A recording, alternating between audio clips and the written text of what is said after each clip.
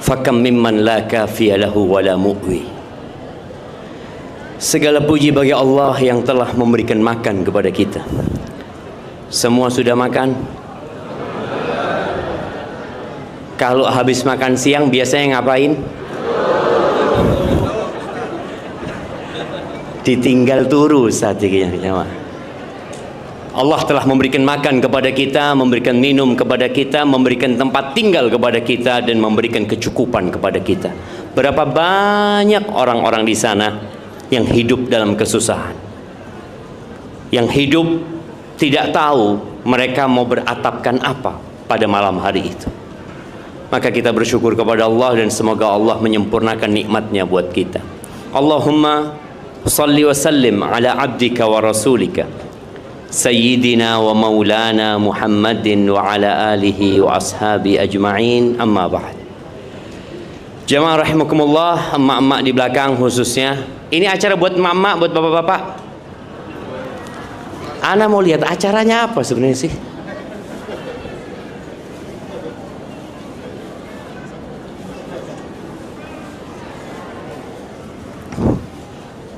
Taib, semua sudah kenal dengan yang di kanan dan di kirinya? Jadi turun kenalan mulai mau isu sampai awan gini jamaah. Ya, kita akan mulai kalau antum sudah kenal dengan yang di kanan dan di kiri antum. Emak-emak juga di belakang, tolong kenali siapa yang di kanan anda. Jangan-jangan orang laki nantinya. Ayo dikenalin dulu di kanan dan di kirinya. Nah, us kenal gape? Lo itu yang pakai peci coklat? Iya, antum. Kenapa menjauh dari yang di kiri antum? Sudah kenalan? Siapa namanya? Dari mana? Loh, dia belum kenalan. Kerjanya apa? Astagfirullahaladzim. Coba semua kenalan namanya, kemudian dari mana, kemudian pekerjaannya apa. Dan tanya sudah berkeluarga apa belum? Insya Allah. Baru satu anaknya? Apa induknya?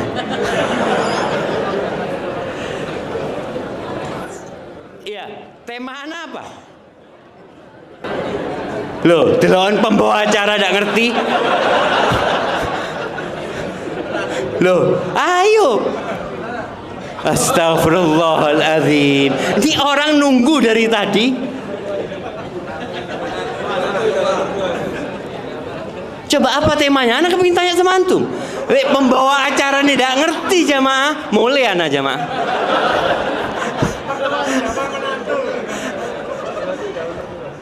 Menantu idaman mertua. Astagfirullahaladzim. Loh, Menantu idaman mertua. bukan mertua, idaman menantu. Loh ya apa sih? Iki loh. Iya. Loh iya ya apa maksudnya? Temanya apa ini? Iya, menantu idaman mertua.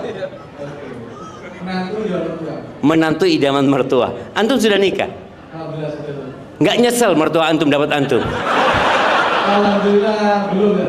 Oh. Taib. Jazakallah khair, barakallahu fiik. Jamaah rahimakumullah. Setelah antum kenal dengan yang di kanan dan di kiri antum, sekarang antum letakkan tangan antum di sebelah kanan antum. Semua ngadep ke kiri semuanya. Yo, dipijeti koncone ku jamaah. Nah, yo ngadep rono ya. Dipijeti semuanya. Nah, yo, makanya antum jangan jauh-jauh, ndak iso dipijeti sing ado-ado iku. Mendekat-mendekat, ibu-ibu juga seperti itu. Ngadep ke kiri dipijeti koncone. Nah, yo terus dipukulin dikit, ya, kepono. Wes, balik arah sekarang. Gantian. Loh, ayo gantian. Ojo senenge dhewe. Iya, ya bos, sip. Nah, alhamdulillah wes ngadep di ustadz saiki. Nah, dipijeti tambah seger, tambah ngantuk.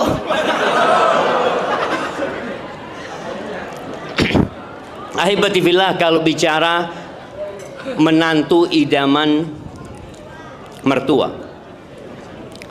terus terang sebagai seorang ayah, ana punya anak-anak yang ana besarkan dengan cinta dan kasih sayang. Bahkan yang namanya orang tua siap berbuat apa saja demi anak-anaknya. Kira-kira ketika anak-anak itu sudah besar, mungkinkah orang tua menceburkan anaknya di lubang buaya? Tak mungkin. Dan sebagian antum ini buaya darat. Ya, maksudnya sebagian lelaki, maksudnya seperti itu kan? Iya. Artinya dikasih kepercayaan dengan anak yang dididik sejak kecil, dan kita kaum laki-laki tahu kita nggak punya peran apapun dalam pendidikan anak itu. Kita nemu perempuan itu sudah besar, sudah bisa semuanya kadangkala. Insya Allah. Loh, ikut teh ustad itu. Ana yang minum tadi. Oh, ya apa panitia ini? Ana ini jaluk gelas mau jamaah, itu jaluk banyu.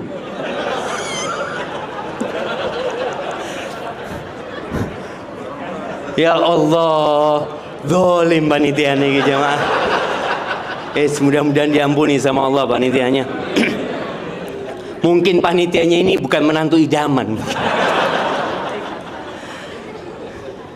Iya, ahibati fillah. Bagaimana cara mencari menantu idaman? Allah Azza wa Jalla sudah menetapkan manusia sulit hidup tanpa pasangan. Bahkan kita semua tahu Nabi Adam alaihi salam berada di surga kesepian. Antum kalau punya uang 1 triliun, ndak punya istri, bapak-bapak kira-kira hidupnya tenang? Hah? Bedanya lelaki sama wanita, kalau salah tolong dibenarkan ibu-ibu ya. Kalau laki-laki punya uang kepingin membina rumah tangga, kepingin nikah. Tapi kalau perempuan punya uang, ndak butuh be wong lanang. Tidak butuh aku. Wis yang penting duit-duit iso blonjo. Iya seperti itu. Betul tidak ibu-ibu? Betul. Rungokno. Makanya kenapa mertua itu golek menantu sing sugih? Karena tahu anaknya seneng mbek duit. Itu wajar jamaah, itu wajar. Bahkan Nabi SAW ketika Fatimah binti Qais yang dilamar oleh 2 orang, Fatimah itu dilamar oleh Muawiyah bin Abi Sufyan dan Abu Jahm. Fatimah ini dicerai 3 sama suaminya. Akhirnya dia sudah nggak punya hak nafkah. Kalau nggak salah dia tinggal di rumahnya Ibn Ummi Maktum yang buta sehingga nggak ketahu sama dia. Nabi SAW berpesan, kalau engkau sudah selesai masa iddahmu, engkau temui aku. Datanglah Fatimah menjumpai Nabi SAW. Ya Rasulullah, innahu khatabani rajulan. Aku ini dilamar oleh 2 orang. Yang pertama Muawiyah, yang kedua Abu Jahm. Nabi SAW ketika ngomong sama Fatimah, kalau sudah selesai masa iddahnya, ngabarin Nabi SAW, Nabi mau jadikan Fatimah ini menantu, tapi nggak menantu langsung. Ada bekas anak angkat Nabi SAW. Siapa bekas anak angkat Nabi SAW? Mana? Yang bisa jawab angkat tangan. Iya, itu mic-nya. Zaid bin Haritha. Anaknya Zaid siapa? Masya Allah, barakallahu fikum. Kok cilik hadiah?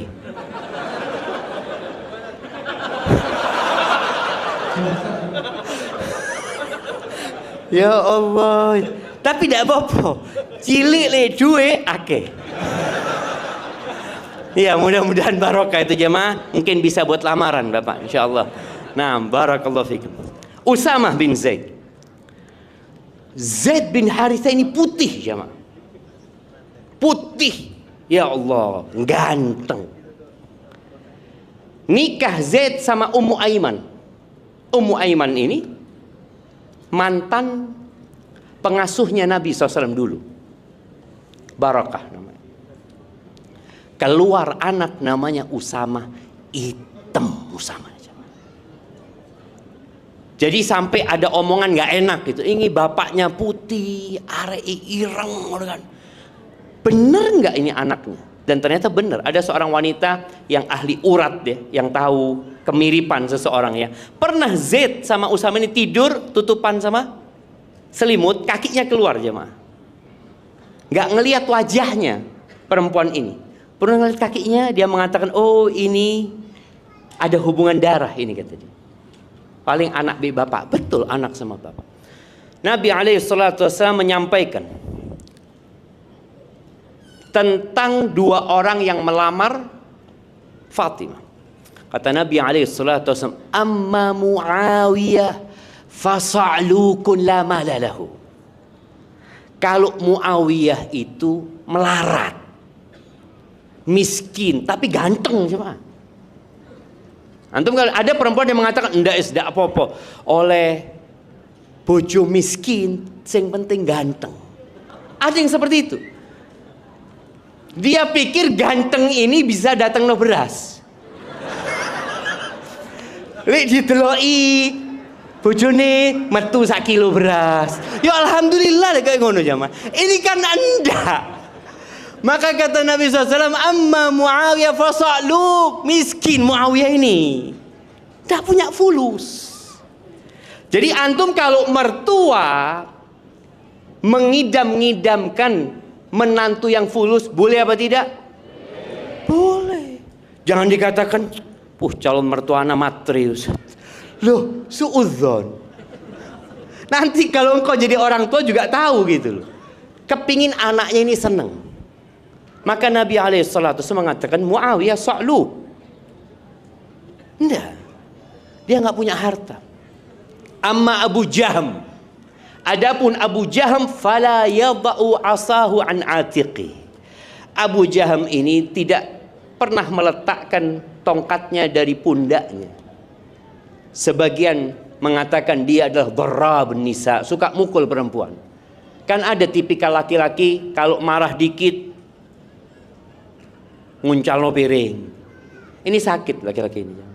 Kalau perempuan melemparkan piring, wajar. Wajar pada wajar. Jangan kemudian, oh wajar saja besok tak sawati piring bojoku. Enggak. Artinya ketika dia cemburu atau apa, tapi laki-laki tidak. Laki-laki itu qawwamuna 'alan nisa. Dia pemimpin yang punya jiwa kepemimpinan. Maka Nabi SAW menjelaskan, adapun Abu Jaham ini akhlaknya nggak baik, nggak baik dia. Atau dia suka safar. Ada laki-laki yang suka merantau ninggalkan istrinya, ada. Apa kata Nabi SAW? Inkihi Usama. Engkau mau nikah, nikahi Usama. Nikahi Usama. Memang dia hitam, tapi pilihan siapa? Pilihan Rasulullah SAW. Dan menikahlah dua orang ini, hidupnya berkah. Maka kalau bicara mencari menantu yang seperti apa Ustaz? Tergantung niat hidup antum buat apa. Kalau niat orang menikah itu suaminya mau disuruh jaga toko, ya mungkin cari yang ganteng enggak apa-apa. Kan biasanya orang kalau jaga toko itu yang dicari yang apa? Good looking.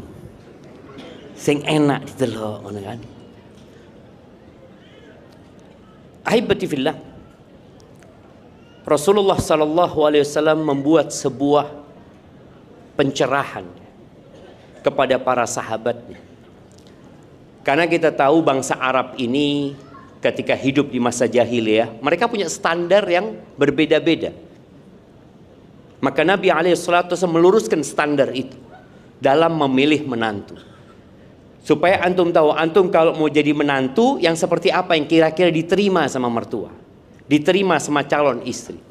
Nabi SAW mengatakan, idza ja'akum man tardawna dinahu wa khuluquhu. Apabila datang kepada kalian seorang laki-laki, ini kita belum bicara perempuan ya, kita bicara laki-laki dulu. Karena yang di hadapan ana, bapak-bapak, pemuda-pemuda, kakek-kakek. Ada kakek-kakek yang duda? Angkat tangan. Kakek duda. Kalau ada kakek duda, kita harapkan nggak keluar dari sini kecuali sudah punya istri. Loh, kan diusahakan. Panitia gimana? Siap? Loh, siap panitianya jamaah. Ada stok insya Allah. Nah, Nabi SAW menyebutkan, idza atakum atau idza ja'akum man tardawna dinahu wa khuluquhu. Apabila datang kepada kalian seorang laki-laki, ini mau muda, mau tua, ini bicara seorang laki-laki yang kalian ridho dengan akhlak dan agamanya, atau dengan agamanya dan akhlaknya. Jadi kalau bicara agama itu, ya kita tahulah standar agama itu apa? Apa jemaah? Rukun Islam. Ini orang menjalankan rukun Islam. Dan standar minimal agama itu melaksanakan kewajiban, meninggalkan yang haram. Itu minimal. Jadi kalau ketemu, ya Allah Ustaz, fulan ini alhamdulillah salat 5 waktu Ustaz, puasa, tapi dia nggak pernah puasa Senin Kemis Ustaz. Nggak harus. Yang pertama standarnya tadi, kalian ridho sama agamanya, dia menjalankan kewajiban, meninggalkan yang haram. Kalau tanya agama di mana? Tanya sama Ustaz. Datang sama Ustaz, Ustaz kenal sama fulan. Mana fulan itu Ustaz? Sing jenggotnya anak putih ini Didi. Oh, iya. Iya, biasa datang kajian ana itu, tapi senderan biasanya. Oh iya, ketahuan ini datang kajian tapi soft berapa? Soft terakhir gitu kan. Kan ketahuan ini ada orang yang semangat gitu kan. Ini kalau bicara agama, alhamdulillah. Ya dia sholat lah 5 waktu, ngaji. Walaupun kalau ngaji juga tidak pernah bawa kitab dia ya. Dia bawa kuping tok selama ini. Walhamdulillah, sik ngaji. Ini sudah ada. Engkau ridho nggak dengan seperti itu? Yang ditanyakan calonnya, engkau mau? Dia seperti itu loh. Kata dia belum puasa Senin Kemis. Dia nggak punya puasa Senin Kemis. Dia juga nggak punya hafalan Quran kecuali juz 30. Dikasih tahu. Sedangkan istrinya ini hafal 30 juz. Engkau mau? Dia cuma punya juz 30. Itu bicara agama. Wa khuluquhu, dan akhlaknya, karakternya. Di mana kita tahu karakter seseorang? Di mana? Siapa yang mau jawab? Nah, ini yang dekat-dekat sini. Ya, ini angkat tangan duluan. Kasih mic-nya.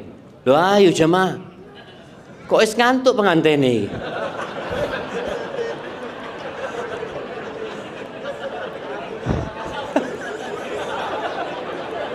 Ya beri ganyang be Ustaz nih. Nah, fadhol. Dari keluarganya sama tetangga-tetangganya. Keluarganya bisa bohong nggak? Bisa. Antum tanya sama keluarga, ya apa namu? Alhamdulillah. Emas 24 karat. Karena takut ditolak dia. Siapa jadi? Sama tetangganya. Tetangganya. Tetangganya kalau ada yang hasad ya apa? Iya, jangan satu kampung berbeda. Barakallahu fikum. Nah, kasih hadiah. Masya Allah, kena hadiah saiki. Masya Allah. Barakallahu fikum. Masya Allah, jazakallah khair. Jadi panitia itu kena setelah setengah jam ternyata jamaah. Jadi harus nunggoni dhisik. Jazakallah khair ya. Barakallahu fikum. Loh, jangan loro hati Ustaz, tidak oleh.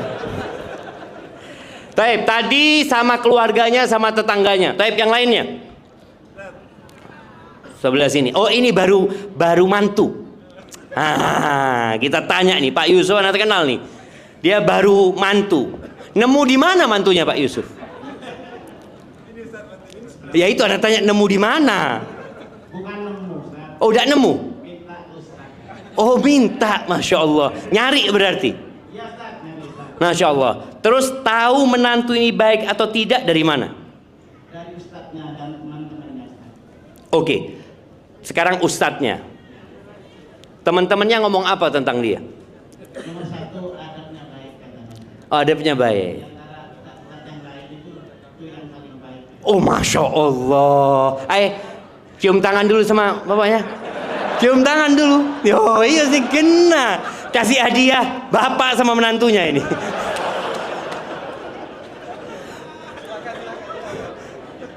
Masya Allah, barakallahu fikum. Iya, ini teman jamaah. Penting teman itu. Karena teman yang bergaul tiap hari, lama-kelamaan ketahuan sama karakternya. Kadangkala kalau lagi makan bareng, ada yang selalu dompetnya ketinggalan. Ada, saya nyantum ya.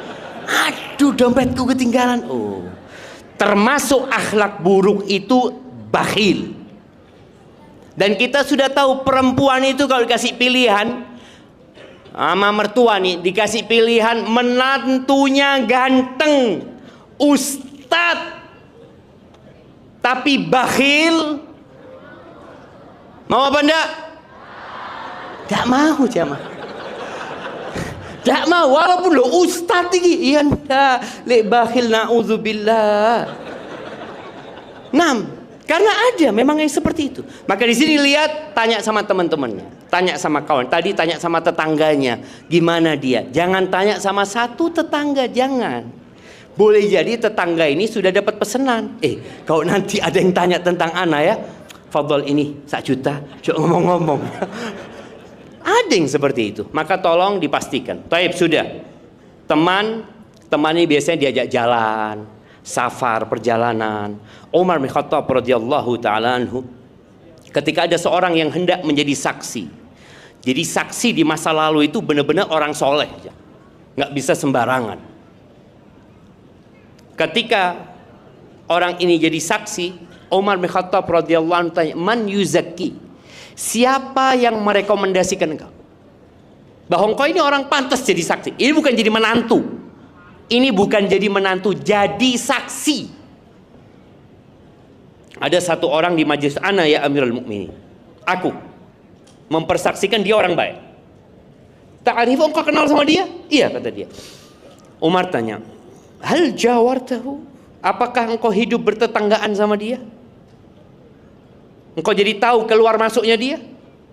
Kan kalau tetangga tahu, fulan pulang jam 10 malam, keluar jam 7, subuh tidak pernah keluar. Itu ketahui tetangga. Sama kelakuan tetangganya. Kata orang ini, enggak.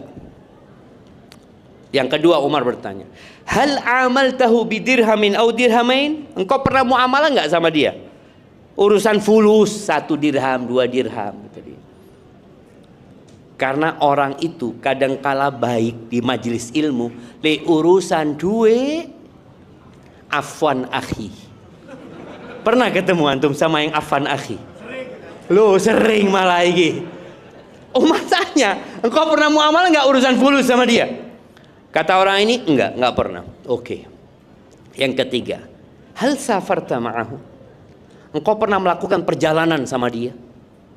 Apalagi safar pada waktu itu jamaah, berhari-hari tidur bareng. Ketahuan ada orang yang ketika safar itu suka berkhidmat kepada orang lain.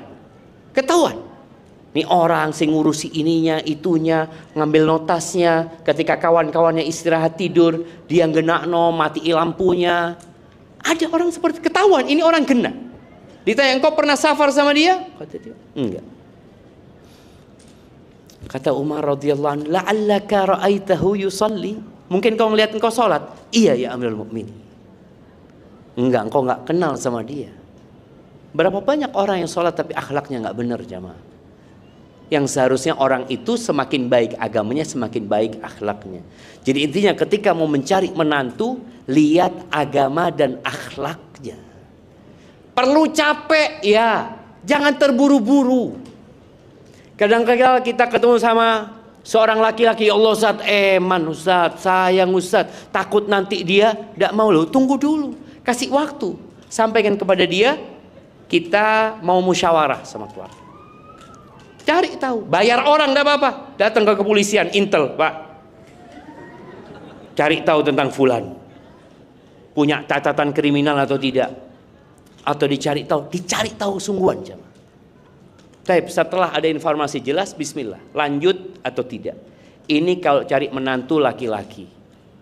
Kalau bicara wajah, ya tetaplah cari wajah yang enak dipandang. Tapi nggak harus.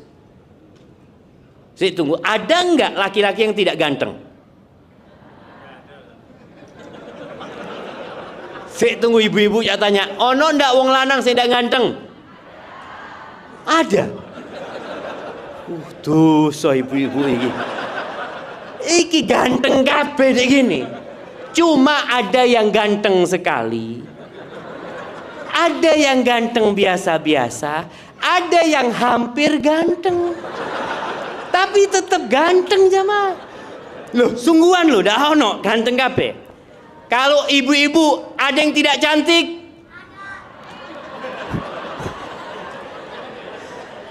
ibu cantik enggak? Loh, semua ibu-ibu itu cantik. Ada yang pernah cantik. Bien, ayo, kan? Saiki kari, ya adalah berapa persen, tapi tetap cantik jamaah. Ada yang belum cantik, ada yang hampir cantik, ada yang cantik sekali. Dan subhanallah, Allah jadikan selera manusia itu beda-beda. Makanya kadang-kala antum ngelihat sama sahib antum kok mau sama fulana, kata dia. Ya Allah, anak kau ngelihat adem hati anak. Oh ngono ya. Nggak bisa, seleranya nggak sama jamaah. Allah itu maha adil. Maka semua punya pangsa pasar. Loh, antum ketawa ya. Antum kalau lihat warung di pinggir jalan itu jamaah, ada pembelinya enggak? Antum ketika makan di warung nomor 7, antum ngomong, ya Allah enak nomor 7 itu. Ketemu sahibnya, oh antum enggak nyobain nomor 2 lebih enak, katanya seperti itu. Dia nyoba nomor 2, enggak enak. Ya sudah, karena memang Allah sudah atur seperti itu. Makanya buat para wanita ketika hendak memilih seorang laki-laki, tadi akhlak dan agamanya, dan Nabi SAW melihat dari sisi kemampuan untuk memberikan nafkah. Karena terus terang, kalau punya suami yang tidak bisa memberikan nafkah, terkadang ada istri yang nggak tahan. Sebagian perempuan itu jadi tulang punggung. Lalu dia mengeluh. Mertuanya juga mengeluh, mengatakan, ya opo saya teh mantunya aku Ustaz yo. Males Ustaz. Dia dapat uang dari orang tuanya, dia kasihkan nafkah kepada anak-anak, ya boleh, nggak ada masalah. Tapi kemalasan itu membuat ketidaknyamanan dalam rumah tangga. Maka lihat calon suamimu ketika kriterianya sudah cukup dan para orang tua juga mengajak musyawarah anaknya, menjelaskan kepada anaknya, fulan seperti ini seperti itu, engkau mau atau tidak? Engkau mau, ahlan wa sahlan. Itu lek gadis. Lek rondo golek dewe. Iya jemaah. Bedanya gadis itu tusta'dzan. Jadi orang tua itu minta izin, ya apa nak, tuh ada fulan nak kayak gini. Engkau mau nak kayak gitu nak? Enggak ya, dia biasanya kalau enggak mau ngomong. Atau dia nangis. Tapi kalau dia mau biasanya dia diem dong. Gelem apa enggak? Menang. Berarti gelem. Karena gadis itu pemalu. Tapi lek rondo, Pak, aku kok kawin mbek fulan iku, Pak. Iku rondo, tustamar. Loh, bener loh jamaah. Ini kata Nabi SAW. Bagaimana Bapak? Mau cari rondo apa gadis? Ya tergantung jodohnya. Oh, tergantung jodohnya. Belum dapat jodohnya ini. Sudah ya. Oh, alhamdulillah. Mau lagi? Boleh kan? Nah, kalau janda itu seperti itu, maka orang tua harus paham. Ketika dia punya anak janda, lalu anak janda itu ngomong, "Bu, aku kok seneng mbek fulan nih, Bu." Tenanan. Coba ibu cari informasi. Oh mau, ya sudah. Jadi ditunggu perintahnya. Itu bedanya gadis sama janda. Kenapa? Janda ini sudah pengalaman. Dia sudah tahu berumah tangga. Sehingga dia rasa malunya itu nggak kayak seperti gadis. Makanya ibu-ibu itu paling takut li ono rondo di komplek perumahan. Ya Allah. Kenapa bapak-bapak kok takut? Karena biasanya rondo itu tebar pesona. Guyu-guyu ibu-ibu. Iya.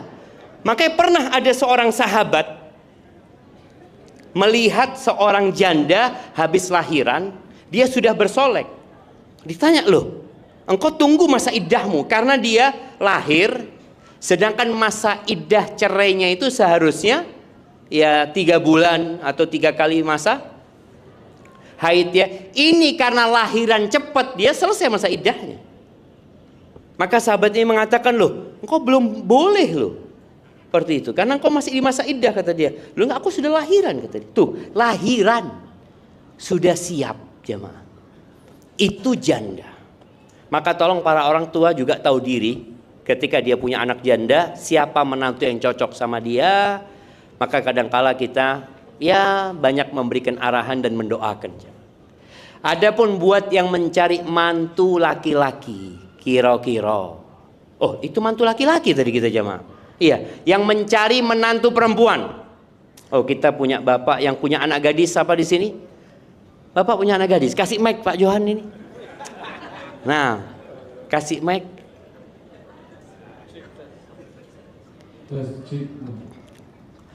Iya, mau cari menantu yang kayak apa Bapak?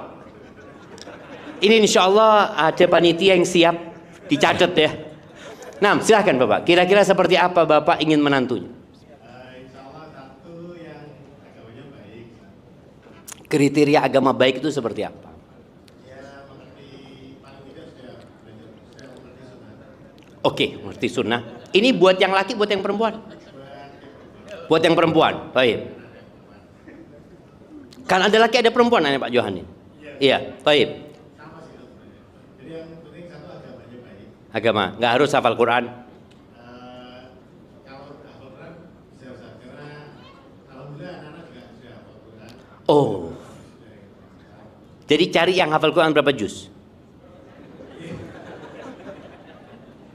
Ya mungkin insya Allah sekitar 5 lah. Oh 5 dengan roh jamaah. Ini kan sudah ada, ini calon mertua ini, insya Allah. Baik, yang kedua kalau dari sisi ekonomi, Ekonomi ya semoga bisa memenuhi kebutuhannya anak-anak. nggak harus kaya, nggak harus kaya, Yang mampu mampu gitu ya. Ya, kepingin beli mobil ada fulusnya gitu kan. Ini rumah mampu, masya Allah.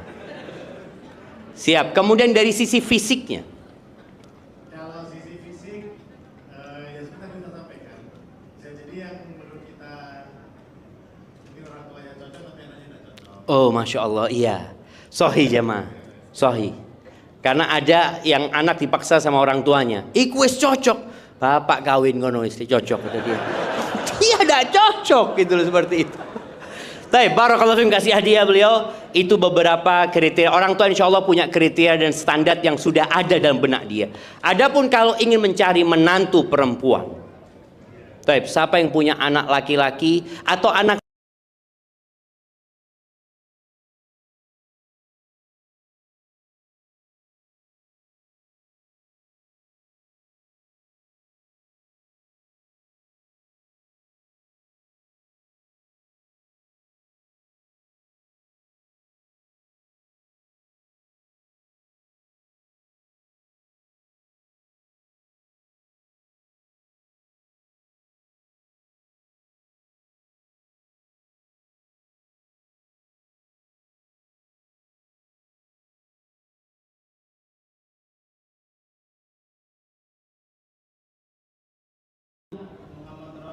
Muhammad Rashid. Akunsu. Alfonso. Dari mana Muhammad Rashid? Timor Leste. Masya Allah. Pakai paspor ke sini Bapak. Oh, keluarga Australia. Nggak pakai paspor tapi kan? KTP Indonesia. Oke. Sudah nikah? Belum. Masya Allah. Mau cari istri yang kayak apa Bapak? Loh ayo ini kamera. Nah, umur berapa dulu? 35, Masya Allah. Baik, mau cari, sudah pernah menikah apa belum? Belum. Oke, siap. Mau menikah dengan wanita yang seperti apa? Yang mengerti sunnah. Yang sudah kenal sunnah. Oke, dari sisi agamanya, jadi bukan hanya sekedar muslim, tapi muslim yang lebih taat lagi. Baik, yang kedua, dari sisi fisiknya.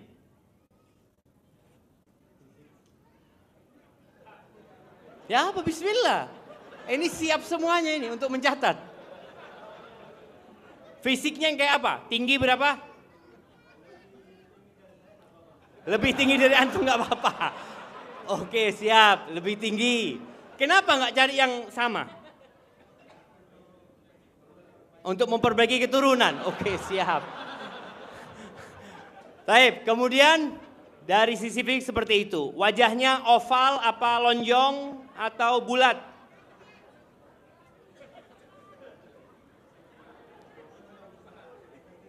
Yang penting cantik. Masya Allah, sama kayak semuanya gitu. Baik, cantik. Warna kulit? Coklat nggak apa-apa. Oh Masya Allah jamaah. Ini ada selera yang coklat jamaah. Baik, coklat nggak apa-apa. Kemudian dari sisi pendidikannya. Lulus SMA, lulus pondok, lulus S1 atau gimana?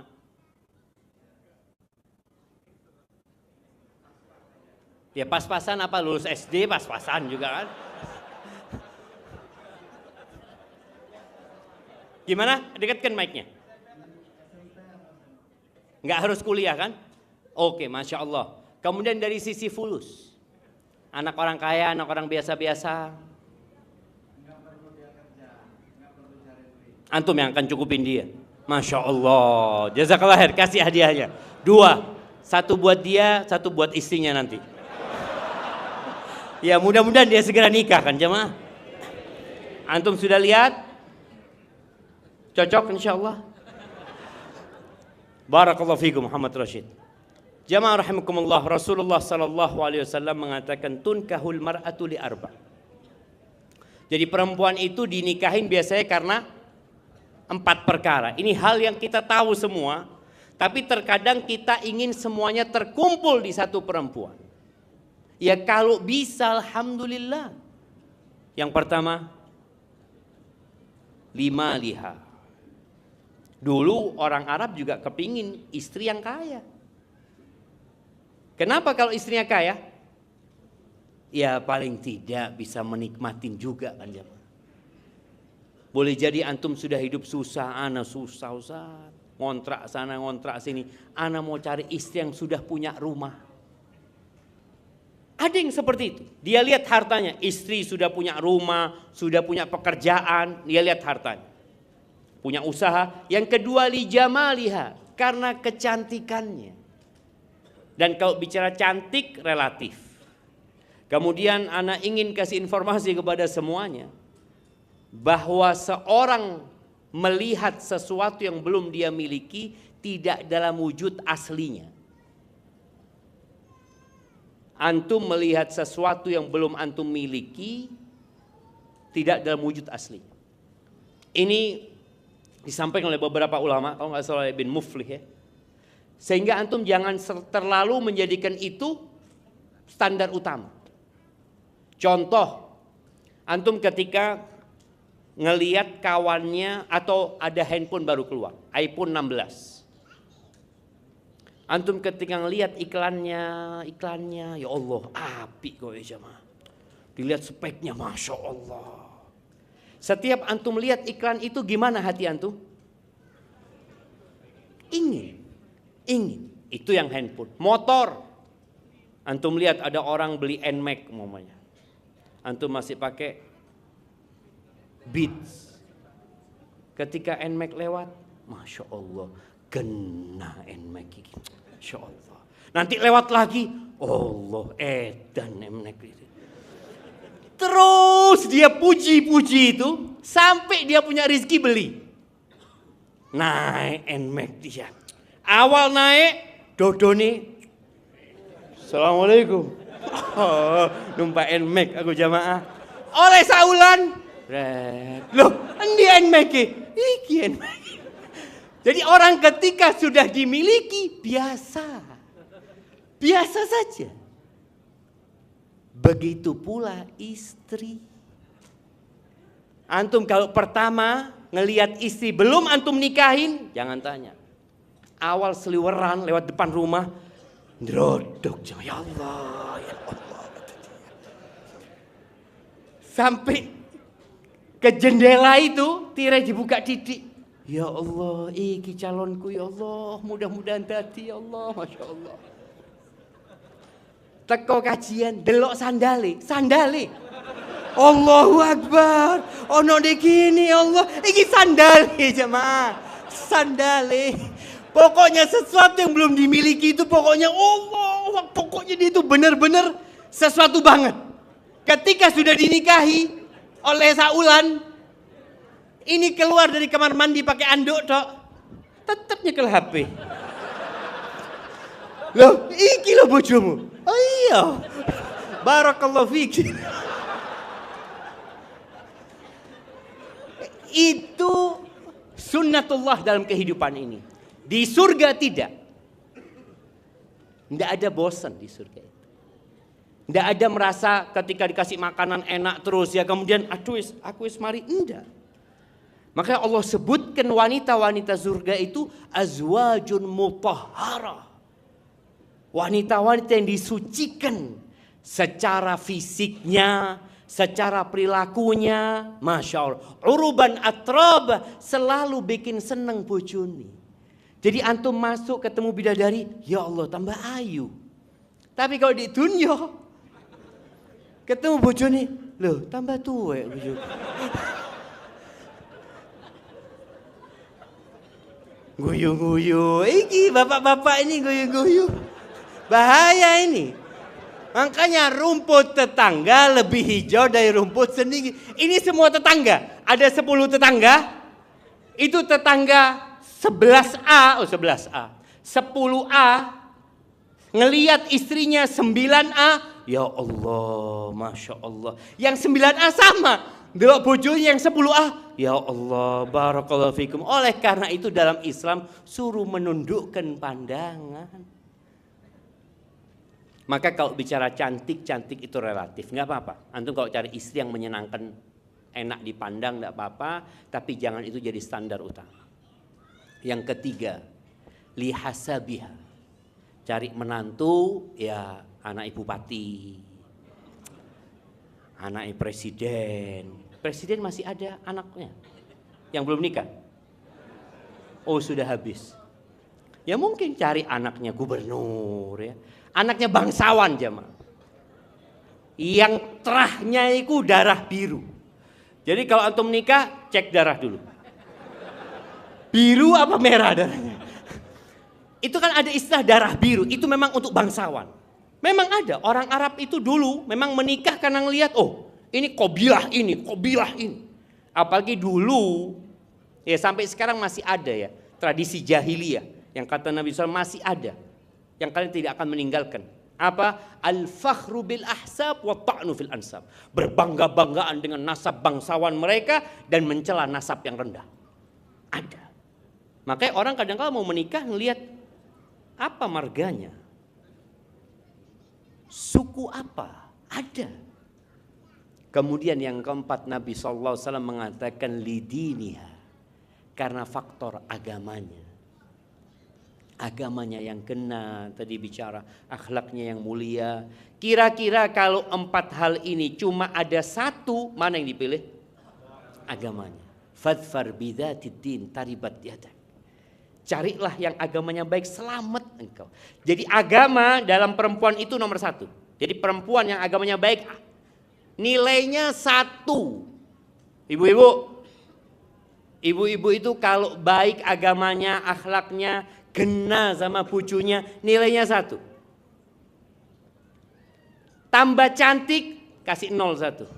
Berapa? 10. Bangsawan, tambah 0 1.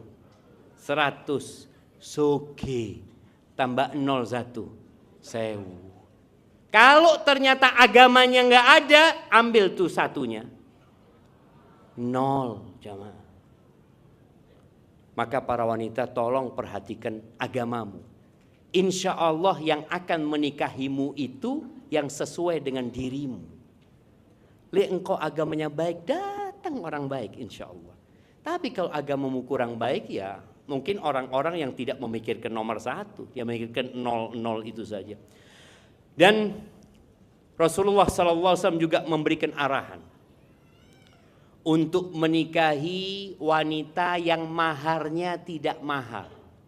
Jadi kalau mau cari menantu perempuan itu juga lihat, ini orang tuanya mintanya berapa. Karena ada yang mintanya banyak, dikatakan datang ya, saya mungkin mampu kasih mahar ya 120 juta. Waduh, enggak cukup. Undangannya wong 1000. Gedungnya berapa? Ada orang yang berpikir pesta.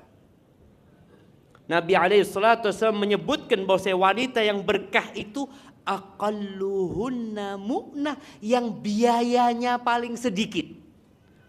Jadi semakin sedikit antum menikahi perempuan itu, insya Allah semakin berkah.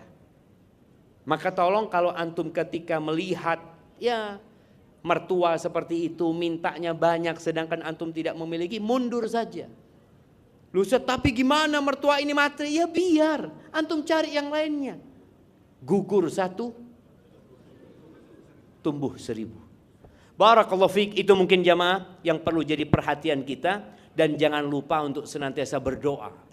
Jangan hanya bersandar kepada musyawarah, tapi perlu istikharah, memohon petunjuk kepada Allah Azza wa Jalla, dan terus berdoa sampai dikasih petunjuk. Gimana tahu-tahu orang ini istikharah yang keluar tikus?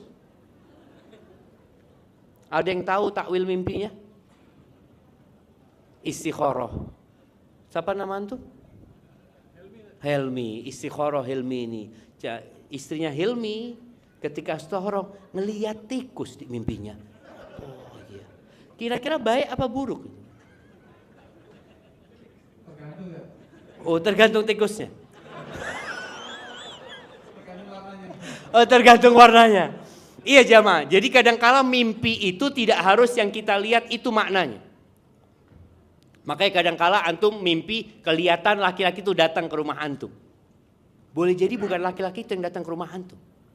Tahu-tahu antum mimpi yang datang ke rumah antum kuda putih.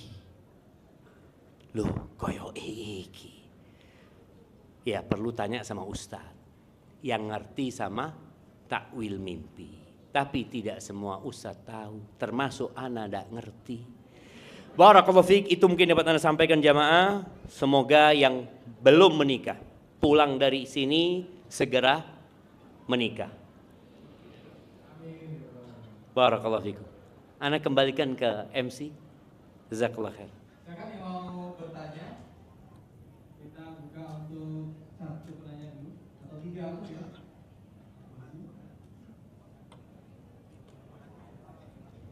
Iya, 1 di Putra, 1 di Ummahat sana. Mic-nya ada di Ummahat.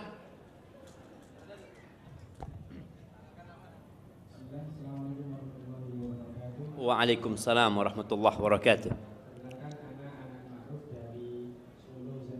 Dari Solo, Masya Allah. Datang ke sini nih.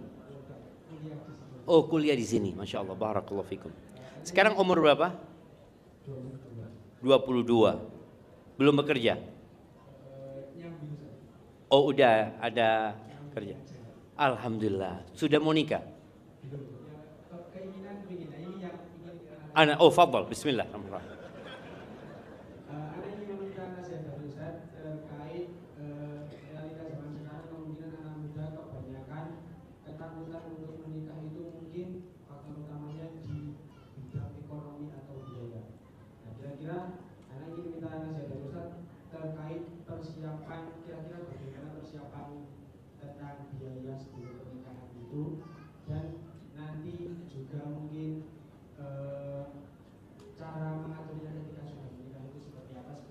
Taib, nama antum siapa? Anang. Anang Ma'ruf. Anang, kalau boleh ditanya, Anang rencana mau dapat orang mana? Karena dari satu kota ke kota lain itu beda pasarannya. Loh, iya jemaah, beda. Artinya ada yang umpamanya kalau antum tahu di Sulawesi, ada yang orang Sulawesi? Nah, berapa di sana Bapak? Satu apa? 100 juta. Allahu Akbar. Larang, Mbak. Apalagi Mandar, lebih mahal lagi.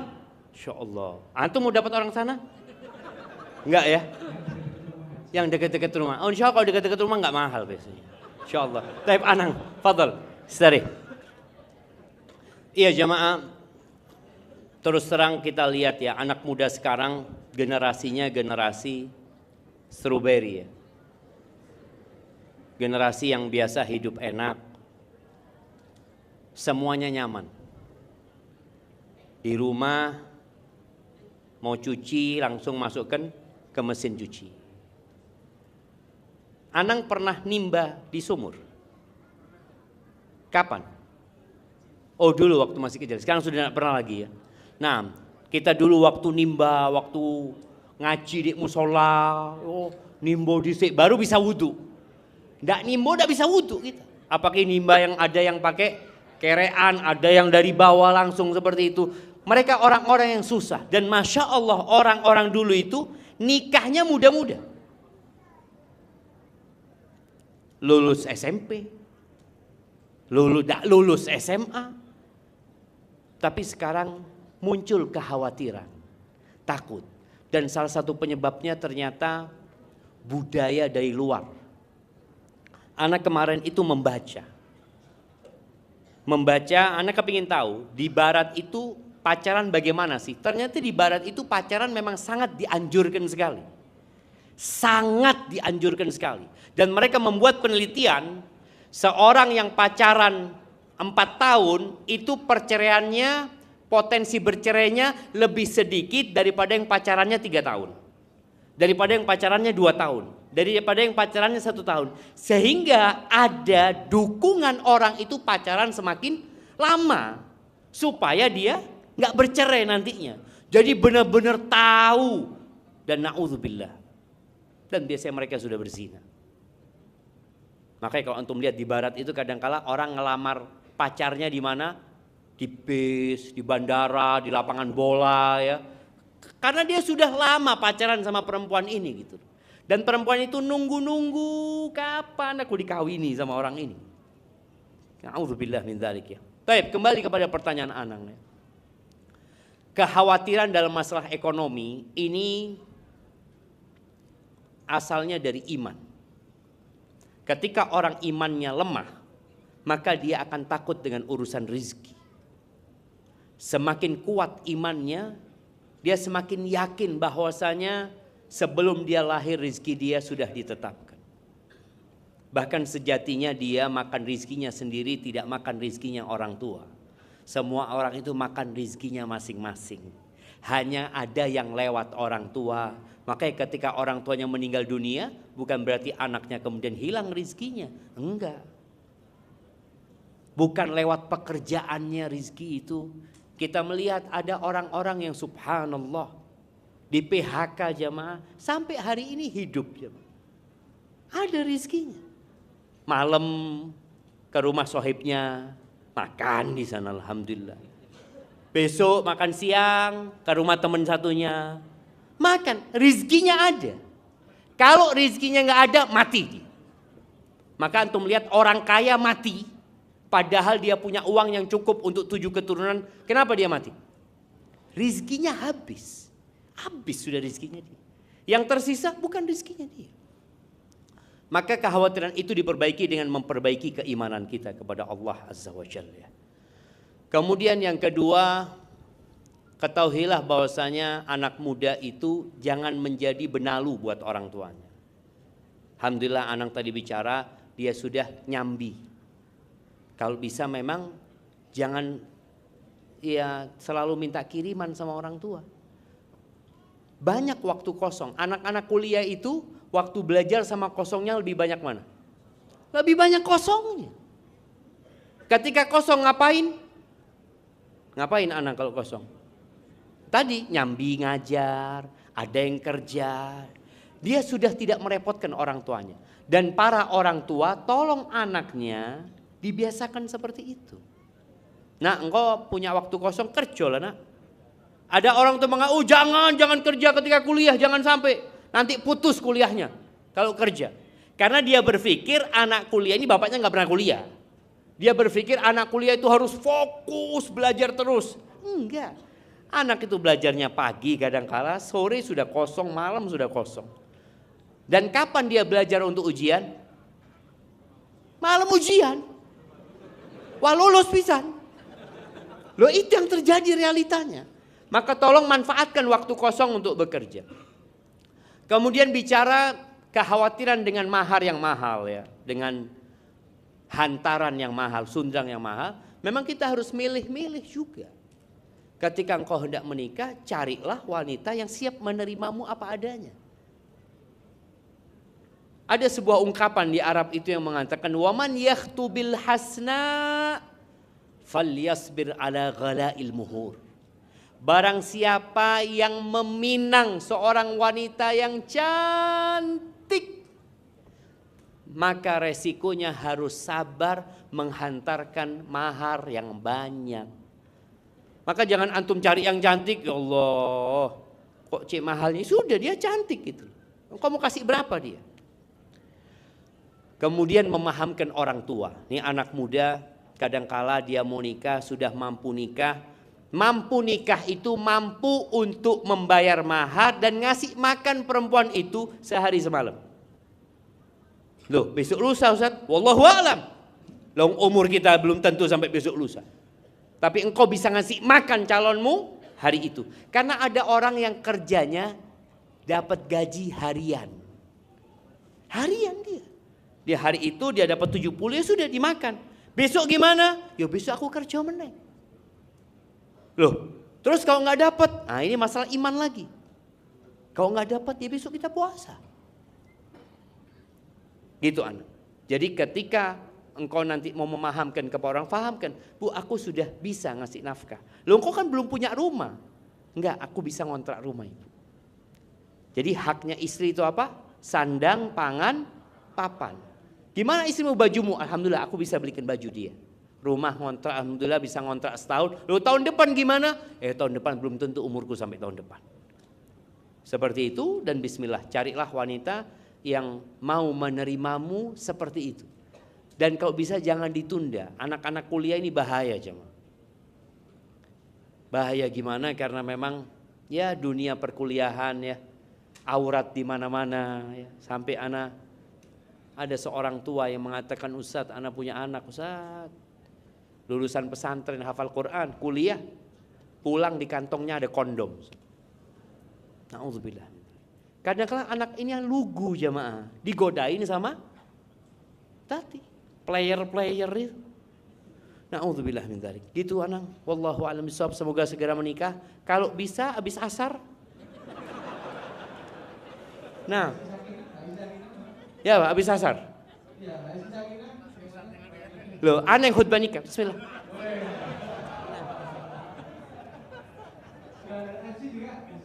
Oh, MC sudah siap. Oke, selanjutnya mungkin dari apa tadi kita kasih kesempatan untuk bertanya. Dari apa mic-nya dikasihkan? Waalaikumsalam warahmatullahi wabarakatuh. Naam, tafadhali. Masya Allah. Ini mengenai ini Ustaz, apakah sudah jatuh talak untuk seorang istri apabila suami sudah tidak pulang selama 5 bulan dan tidak memberikan nafkah, sudah tidak memberikan kabar? Suami tidak pulang selama 5 bulan. Iya. Iya Ustaz. Berangkat kemana dia? Tidak pernah memberikan kabar di mana dan keberadaannya di mana juga tidak ada. Sudah dicari tahu ke keluarganya? Sudah keluarganya juga tidak tahu. Hilang berarti. Sudah dilaporkan ke kepolisian?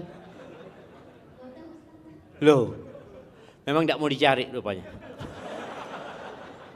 Siap kalau gitu. Apakah sudah jatuh talak ketika seorang hilang selama 5 bulan?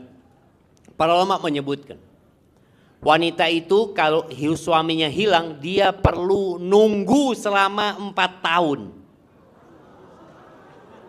Loh. Nggak kuat benar kata Mama. Iya, setelah itu ditunggu nggak ada, ngajukan ke pengadilan. Jadi tolak itu nggak bisa otomatis jatuh dengan suami yang hilang. Tapi kalau ketahuan umpamanya suaminya perang dan kemungkinan besar mati, ya dia bisa datang ke pengadilan. Urusannya ini nggak bisa cerai itu jatuh otomatis. Kalau nggak salah di mazhab Syafi'i itu memang 4 tahun. Jadi disuruh nunggu oleh pengadilan biasanya tunggu. Kalau setelah masa tunggu tadi 4 tahun ya, lalu pengadilan menyebutkan sudah, dia cari saksi biasanya dari keluarganya untuk menjatuhkan talak, kemudian jatuh talak, tahu-tahu disuruh nunggu masa iddah, dianggap mati suami. 4 bulan 10 hari, setelah itu nikah. Setelah nikah dapat 2 tahun, suaminya datang. Gimana? Suaminya dapat 2 pilihan. Kalau suaminya mau, maharnya dibalikin. Maharnya suami yang dulu itu dibalikin.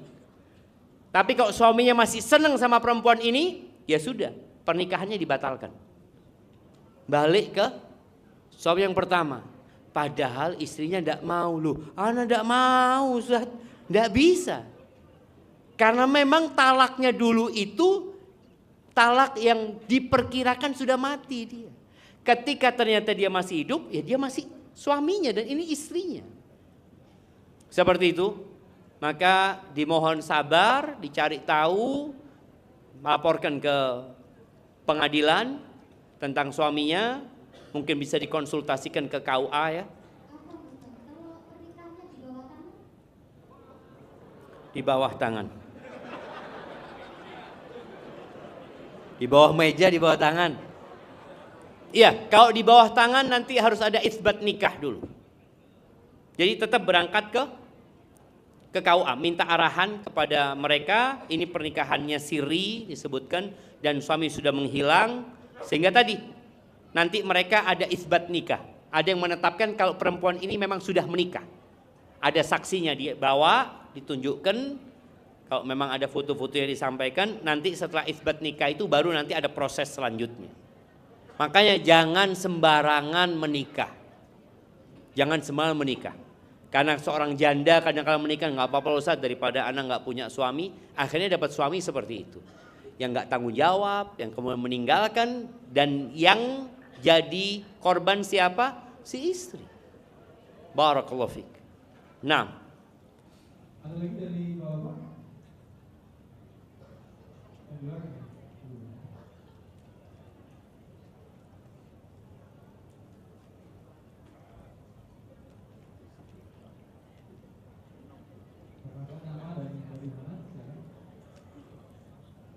Assalamualaikum warahmatullahi wabarakatuh. Waalaikumsalam warahmatullahi wabarakatuh. Naam, tafadhal. Nama saya Abu Muhammad dari Surabaya. Pertanyaan saya, Nama antum siapa? Fadil Muhammad. Fadil Muhammad. Umur berapa Fadil? Insya Allah cukup. Ya apa iki? Ditakoni umur insya Allah cukup. Cukup buat menikah maksudnya. Lo umurnya piro? Biar calon mertua tahu gitu loh. Antum kalau ngomong insya Allah cukup ditolak sama mertua. Masih lumayan muda sih, masih 18 tahun. Oh 18 tahun, Alhamdulillah. Lulus SMA? Oke, siap. Pertanyaan saya, ini kan masih banyak banget di viral di media sosial ya Ustaz ya. Dan anak muda zaman sekarang tuh banyak banget yang masih berpikir juga ke di antara dua pilihan ini. Kayak menurut Ustaz, nikah dulu atau mapan dulu? Nikah dulu atau mapan dulu? Iya. Kalau enggak mapan-mapan. Siapa yang tahu antum mapan? Ada orang sampai mati tidak mapan loh Fadil. Tetap ya apa adanya gitu loh jemaah. Akhirnya tidak kawin-kawin antum nanti. Ya biasanya kan di generasi sekarang itu mending milih mapan dulu Baru nikah seperti itu. atau nikah dulu nanti biar Sambil makanya cari istri yang sudah mapan antum. Jadi nikah langsung mapan gitu kan. Baik, barakallahu fikum Fadil. sama ini Ustaz, kakak saya barangkali Ustaz ada murid laki-laki bisa ditaati sama kakak saya. Oh Masya Allah, ternyata Muhammad Fadil ini bawa kakaknya jamaah. Siap insya Allah Fadil. Barakallahu fikum. Tuh, kena no jamaah. Ini insya Allah adik yang soleh ini. Adik yang ingin kakaknya dapat laki-laki yang soleh. Maka tolong panitia dikenakno Muhammad Fadil Muhammad ya. Fadil Muhammad. Iya, kalau bicara mana yang harus didahulukan, menikah dulu atau mapan dulu. Banyak orang tua yang menahan anaknya menikah karena belum mapan. Selalu berkata, mau dikasih makan apa istrimu nanti? Engkau aja masih Senin Kemis gitu. Poso Senin Kemis gitu. Karena tidak punya fulus puasa Senin Kemis. Siap, insyaallah. Sebenarnya hidup ini pilihan, Fadil. Dan kebahagiaan itu kita yang menentukan. Engkau mau bahagia, Allah akan kasih kebahagiaan. Tapi ada orang yang salah mencari kebahagiaan. Ketahuilah kita diciptakan untuk mengabdi kepada Allah Azza wa Jalla. Dan godaan terbesar kaum laki-laki itu adalah wanita. Bahkan Nabi SAW mengatakan, ma taraktu fitnatan adhar 'ala rijal minan nisa. Aku tidak pernah meninggalkan fitnah, penggoda yang lebih membahayakan buat kaum laki-laki lebih daripada wanita. Makanya Nabi SAW menyuruh pemuda segera menikah, tapi syaratnya mapan. Jadi syarat nikah itu sebenarnya mapan. Tapi mapan itu kan relatif. Kata Nabi SAW, man istata'a minkumul ba'a falyatazawwaj. Barang siapa di antara kalian memiliki kemampuan secara finansial. Ini artinya mampu untuk membayar mahar, mampu untuk memberikan nafkah kepada istrinya, itu hendaklah dia menikah. Kenapa kalau disuruh menikah? Fa innahu aghaddu lil basar wa ahsan lil farj. Karena menikah itu akan lebih membantu kita menundukkan pandangan dan menahan kemaluan kita. Karena ada orang yang menunda menikah tapi berzina. Na'udzubillah min dzalik. Berapa banyak sekarang anak-anak SMA, anak-anak kuliah, bahkan orang-orang yang sudah bekerja di tempat kerjanya, perselingkuhan itu na'udzubillah, itu terjadi. Kenapa? Karena dia nunggu mapan dalam bahasa dia. Padahal secara bahasa Nabi SAW al-ba'ah dia sudah punya. Aku alhamdulillah Ustaz kalau punya gaji lah, umpamanya ya sebulan gaji 1,5 juta. Bisa enggak ngasih makan anaknya orang, Fadil? 1,5 juta. Bisa. Tapi tadi yang sesuai, yang setara dengan kita. Sudah mampu berarti dia. Ada kalau gaji sehari 50.000, mampu menikah? Mampu. Tapi kalau calon mertua enggak terima antum, ya cari yang lainnya, bismillah. Yang mau menerima diri antum. Yang mampu tadi untuk memberikan nafkah dan bayar maharnya hendak menikah. Itu kemapanan. Kemapanan yang minimal gitu ya. Falyatazawwaj. Karena itu akan menyelamatkan agama antum. Yang tidak mampu, fa'alaihi bisyam. Maka solusinya puasa. Jadi kalau ada orang tadi belum mapan, dia mungkin berpikir, enggak anak, ya kan enggak apa-apa Ustaz, anak menikah, anak sudah punya rumah, punya mobil, oh enggak apa-apa. Tapi jangan berzina. Seperti itu. Loh, terus gimana anak punya syahwat, punya nafsu? Puasa. Itu solusinya. Tapi puasa itu solusi buat yang tidak mampu menikah. Yang mampu menikah seharusnya ya menikah gitu. Hanya saja anak-anak muda sekarang ini perlu dipersiapkan secara mental. Bukan hanya secara finansial ya. Karena mereka berpikir menikah itu senang-senang saja. Enggak, menikah itu ruwet, Fatir. Ruwet. Loh, guyu jamaah ya. Kalau bisa roda diputar,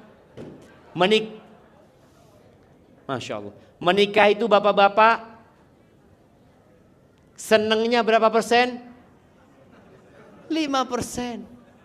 Sisanya senang sekali. Itu yang baru nikah. Yang sudah dapat setahun, ya Allah Ustaz, ruwet ternyata Ustaz ya. Menghadapi mertua, menghadapi ipar, aduh kata dia. Ini intervensi, ya harus sabar, disiapkan mentalnya. Apalagi seorang laki-laki ketika dia berpikir istrinya sempurna, loh bojomu bukan bidadari. Dan engkau juga bukan malaikat. Ada banyak kekurangan, sedikit-sedikit ngambek Ustaz, minta pulang ke rumahnya. Ada suami-suami ketika istrinya minta pulang ke rumahnya, apa kata dia? Ya wes mulai ya kan. Loh istri itu ada bahasa yang istri nggak bisa nyebutkan. Ini bapak-bapak juga. Istri itu nggak bisa ngomong pelukan aku, nggak bisa. Dia bisa ngomong aku mau pulang ke rumah orang tuaku. Itu maksudnya pelukan aku. Iki sing lanang-lanang ndak paham iki.